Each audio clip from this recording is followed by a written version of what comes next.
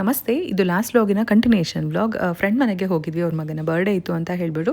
So birthday party ಎಲ್ಲ almost ಮುಗಿತಾ ಬಂತು. ಊಟ ಮಾಡಿದ್ವಿ, ಎಲ್ಲರೂ ಊಟ ಮಾಡಿಬಿಟ್ಟು ಹರಟೆ ಹೊಡ್ಕೊಂಡು ಕೂತ್ಕೊಂಡಿದ್ವಿ. ಇಲ್ಲಿ ಮಕ್ಕಳೆಲ್ಲರೂ ಒಂದು ಕಡೆ ಆಟ ಆಡ್ತಾ ಇದ್ರು, ನಾವಂತೂ ಇಲ್ಲಿ ಸುಮ್ಮನೆ ಕೂತ್ಕೊಂಡ್ಬಿಟ್ಟಿದ್ವಿ. ಇಲ್ಲೇ ಇರಿ ಅಂತ ಹೇಳ್ತಾ ಇದ್ರು. ಆ್ಯಕ್ಚುಲಿ ಅವರು ಎಕ್ಸ್ಪೆಕ್ಟ್ ಮಾಡಿದ್ರು ನಾವು ಇಲ್ಲೇ ಇರ್ತೀವಿ ಅಂತ ಹೇಳ್ಬಿಟ್ಟು, ವೀಕೆಂಡ್ ಆಗಿರೋದ್ರಿಂದ. ಬಟ್ ನೆಕ್ಸ್ಟ್ ಟೈಮ್ ಬರ್ತೀವಿ ಅಂತ ಹೇಳ್ಬಿಟ್ಟು ಹೊರಟ್ಬಿಟ್ವಿ. ಅಲ್ಲಿಂದ ಅದ್ರ ಎದುರುಗಡೆ ಮನೆಯೇ ಅಕ್ಕ ಅವ್ರ ಮನೆ ಇದೆ. ಅಂದರೆ ನನ್ನ ರೆಗ್ಯುಲರ್ ವ್ಯೂವರ್ಸ್ಗೆ ಗೊತ್ತಿರುತ್ತೆ. ಲಾಸ್ಟ್ ಟೈಮ್ ಅವರು ಸ್ಯಾನ್ ಆಂಟೋನಿಯೋಗೆ ಹೋಗಿದ್ದಾಗ ಅಲ್ಲಿ ಒಬ್ರು ಕನ್ನಡದವರು ಮಾತಾಡ್ಸಿದ್ರಂತೆ, ನಾವು ದೀಪ ಅವರ ವ್ಲಾಗಲ್ಲಿ ನಿಮ್ಮನ್ನು ನೋಡ್ತೀವಿ ಅಂತ ಹೇಳ್ಬಿಟ್ಟು. ತುಂಬಾ ಖುಷಿ ಆಯಿತು ಅವ್ರನ್ನ ರೆಕಗ್ನೈಸ್ ಮಾಡಿ ಮಾತಾಡ್ಸಿದ್ದಕ್ಕೆ. ಹಾಗೆ ಇಲ್ಲಿ ನಮಗೆ ಈ ಮನೆಗೆ ಬಂತು ಅಂತ ಅಂದರೆ ಒಂಥರ ನಮ್ಮನೆಗೆ ಬಂದ್ವಿ ಅನ್ನೋ ಒಂದು ಫೀಲ್ ಕೊಡುತ್ತೆ ನಮಗೆ ಯಾವಾಗ್ಲೂ. ಸೊ ಅಕ್ಕ ಇಲ್ಲಿ ಟೊಮೆಟೊ ಪಿಕಲ್ ಮಾಡಿದ್ರು. ಸೊ ತೊಗೊಂಡು ಹೋಗು ಅಂತ ಹೇಳ್ಬಿಟ್ಟು ಪ್ಯಾಕ್ ಮಾಡಿ ಕೊಟ್ಟರು. ತುಂಬ ಅಂದರೆ ತುಂಬಾ ಚೆನ್ನಾಗಿತ್ತು. ಬಿಸಿ ಬಿಸಿ ಅನ್ನದ ಜೊತೆ ಟೊಮೆಟೊ ಪಿಕಲ್ ತುಪ್ಪ ಹಾಕೊಂಡು ತಿಂದರೆ ಅಷ್ಟೇ ರುಚಿಯಾಗಿರುತ್ತೆ. ಅವರು ಆಂಧ್ರ ಸೈಡ್ ಆಗಿರೋದ್ರಿಂದ ತುಂಬ ಚೆನ್ನಾಗಿ ಪಚಡಿಗಳಾಗಿರ್ಬೋದು, ಈ ಥರ ಪಿಕಲ್ಗಳೆಲ್ಲ ತುಂಬ ಚೆನ್ನಾಗಿ ಮಾಡ್ತಾರೆ. ಸೊ ಅಲ್ಲಿಂದ 1 hour ಡ್ರೈವ್ ಮಾಡಿಕೊಂಡು ಮನೆಗೆ ಬಂದ್ವಿ. ಆಲ್ಮೋಸ್ಟ್ ರೀಚ್ ಆಗೋಷ್ಟರಲ್ಲಿ 12 ಗಂಟೆನೇ ಆಗಿತ್ತು. ಈ ಥರ ವೀಕೆಂಡಲ್ಲಿ ಪಾರ್ಟಿ ಮಾಡೋದ್ರಿಂದ ಏನೂ ಟೆನ್ಷನ್ನೇ ಇರೋದಿಲ್ಲ. ಲೇಟಾಗಿ ಮಲ್ಕೊಂಡ್ರು ಮಕ್ಕಳು ಲೇಟಾಗಿ ಎದ್ದೇಳ್ತಾರೆ ಅಂತ ಒಂದು ಕಡೆ ಆರಾಮಾಗಿರ್ಬೋದು. ಸೊ ಇಲ್ಲಿ ನೋಡ್ತಾ ಇರ್ಬೋದು, ನಾನು ಸ್ಟಾರ್ಟಿಂಗ್ ವಿಡಿಯೋಯಿಂದ ಏನೂ ಕಾಣಿಸ್ಕೊಂಡಿರಲಿಲ್ಲ ಅಂತ ಹೇಳ್ಬಿಟ್ಟು ವಿಡಿಯೋ ಮಾಡೋದಕ್ಕೆ ನನ್ನ ದೊಡ್ಡ ಮಗಳಿಗೆ ಕೊಟ್ಟಿದ್ದೆ. ಆ್ಯಕ್ಚುಲಿ ಹುಷಾರಿರಲಿಲ್ಲ ನನಗೆ. ಅಂದರೆ ಆಲ್ಮೋಸ್ಟ್ ಈ ಸ್ನೋಫಾಲ್ ಎಲ್ಲ ಆಯ್ತಲ್ವ, ಅವಾಗಿಂದ ಯಾಕೋ ಸ್ವಲ್ಪ ಹಂಗಂಗೆ ಇದೆ, ಅಂದರೆ ಫೀವರ್ ಬರುತ್ತೆ ಹೋಗುತ್ತೆ ಆ ಥರ.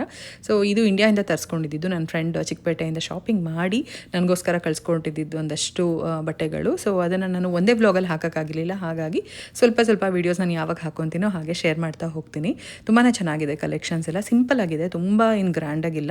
ಒಂದು ಈ ಥರ ಸಿಂಪಲಾಗಿ ಬರ್ತಾರೆ ಪಾರ್ಟಿಗೆ ಹಾಕೊಂಡು ಹೋಗೋ ಥರ ಎಲ್ಲ ಇದೆ. ಸೊ ನೀವು ನೋಡಿದ್ರಿ, ರಿಟರ್ನ್ ಗಿಫ್ಟ್ಸ್ ಕೊಟ್ಟಿದ್ರು. ಸೊ ಅದನ್ನೆಲ್ಲ ಎತ್ತಿಟ್ರು. ಇನ್ನು ನೆಕ್ಸ್ಟ್ ದಿನ ನನಗಷ್ಟು ಹುಷಾರಿಲ್ಲದಿರೋ ಕಾರಣ ಸುಮ್ಮನೆ ರೆಸ್ಟ್ ಮಾಡಿದ್ವಿ, ಎಲ್ಲೂ ಹೋಗಿರಲಿಲ್ಲ. ಭಾನುವಾರ ಮತ್ತೆ ನಾವಿಲ್ಲಿ ಶಾಪಿಂಗ್ಗೆ ಬಂದಿದ್ದೀವಿ. ಶಾಪಿಂಗ್ ಅಂತ ಅಂದರೆ ಏನಿರುತ್ತೆ, ಗ್ರಾಸರಿ ಶಾಪಿಂಗ್. ಇಂಡಿಯಾ ಬಜಾರ್ಗೆ ಹೋಗೇ ಇರಲಿಲ್ಲ ಅಲ್ವಾ. ಸೊ ಇಲ್ಲಿ ನಮಗೆ ಬೇಕಾಗಿರೋ ಅಂಥ ಒಂದಷ್ಟು ಐಟಮ್ಸ್ಗಳನ್ನ ತೊಗೋಬೇಕಾಗಿತ್ತು.